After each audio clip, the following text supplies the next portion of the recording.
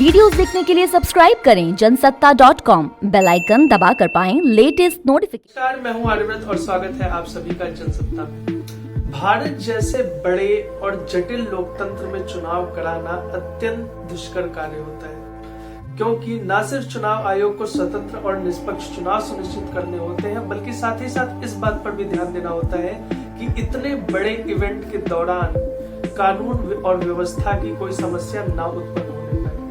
इतने बड़े इवेंट में जहां पे करोड़ों मतदाता हिस्सा ले रहे हैं और नेशन वाइड या स्टेट वाइड पूरा का पूरा कार्यक्रम चल रहा है, उस दौरान सुरक्षा व्यवस्था को संभालना एक बड़ी मुश्किल और कॉम्प्लेक्स प्रोसेस होता है। जब हम लोग स्टेट पुलिस की बात करते हैं तो चुनाव आयोग और स्टेट पुलिस मिलके कुछ ऐसे इलाकों को चिन्हित कर लेती है जो कि उस पूरे आयोजन के दौरान संवेदनशील माने जाते हैं।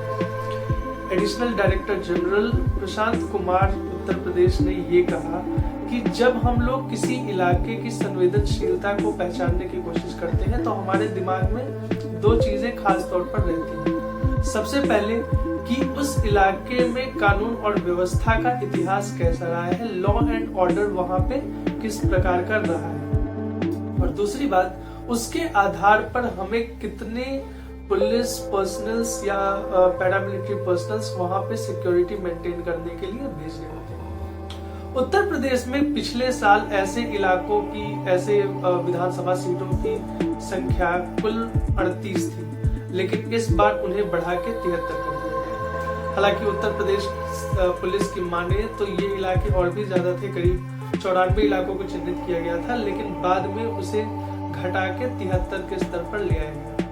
पहले जो 38 इलाके थे उसमें से 32 इलाकों को एज इट इज रिटेन किया गया है, लेकिन 6 इलाकों को इस लिस्ट से बाहर कर दिया गया है, जिसमें इलाहाबाद उत्तरी, शाहगंज, मारियाहू, गुन्नौर, लोनी और दिव्यापुर इलाके शामिल हैं। अब बात करें कि कौन कौन से इलाकों को चिन्हित किया गया है और उसका कारण क्या है, तो इसमें खास तौर पर कन्नौज का एक नया मामला सामने आता है, क्योंकि कन्नौज में काफी बड़ी संख्या में राशि जब्त हुई थी, अनअकाउंटेड मनी था।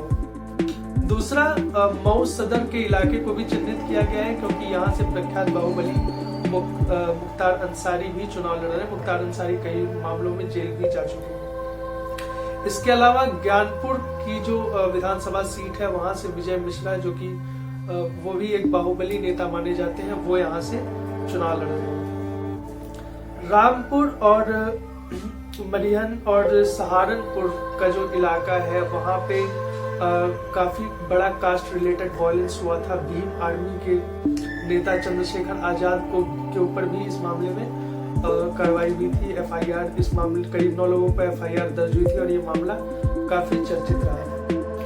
इलाहाबाद सबसे ज्यादा डिस्टर्ब्ड कॉन्स्टिट्यूएंसी कही जा सकती है, क्योंकि इलाहाबाद के 12 में से 8 कॉन्स्टिट्यूएंसीज पर इस बार संवेदनशील होने का ठप्पा लग चुका है, उन्हें संवेदनशील सूची में डाल दिया गया है।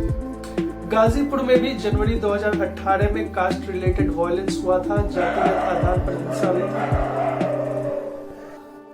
इसलिए गाजीपुर को भी इस सूची में डाला गया है। इसके अलावा मेरठ भी काफी महत्वपूर्ण इलाका है, क्योंकि सीए प्रोटेस्ट के दौरान यहाँ से भी हिंसा की खबरें आई थी। उत्तर प्रदेश पुलिस का मानना है कि इन इलाकों में कानून व्यवस्था को मेंटेन करना मुश्किल कार्य होगा, इस वजह से यहाँ पे हैवी आर्मी पर्सनल्स डिप्लॉय किए जा रहे हैं। इस संवेदनशीलता का जो पूरा का पूरा ब्यौरा है, पूरा का पूरा एजेंडा है, वो यही है कि चुनाव सुचारू रूप से संपन्न हो जाए और स्वतंत्र एवं निष्पक्ष चुनाव के दौरान मतदाताओं को अपने वोट का अधिकार, जो एक लीगल राइट है, उसे एक्सरसाइज करने का पूरा मौका मिले। उत्तर प्रदेश विधानसभा चुनावों में कानून और व्यवस्था के मामले पे आपकी टिप्पणी हम कमेंट सेक्शन में जरूर जानना चाहेंगे, और उत्तर प्रदेश विधानसभा चुनाव से जुड़ी हर दिलचस्प और नई अपडेट के लिए बने रहिए जनसत्ता के साथ। नमस्कार।